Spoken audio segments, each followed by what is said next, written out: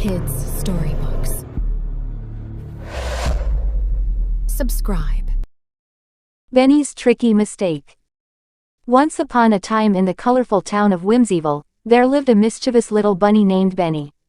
Benny loved playing pranks on his friends, but his favorite trick was to paint everyone's houses in bright, mismatched colors while they were away. One day, Benny decided to play an even bigger prank. He found a mysterious potion in his grandma's attic labeled, "Foolish Fizz." Ignoring the warning label, Benny thought it would be hilarious to pour it into the town's fountain. As soon as Benny poured the potion into the water, bubbles of laughter filled the air.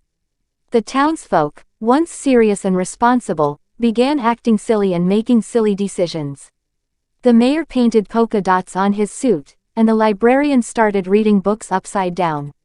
At first, Whimsyville was a giggling and joyful place, but soon the consequences of their foolishness became clear.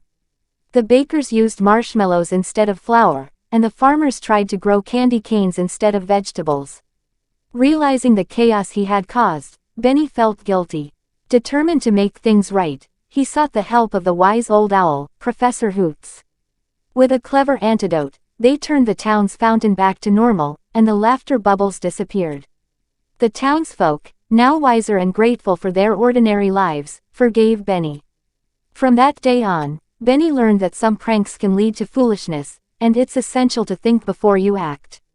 Whimsyville returned to its colorful charm, but Benny became the town's prankster with a heart of gold, always making sure his tricks brought laughter without any foolish consequences.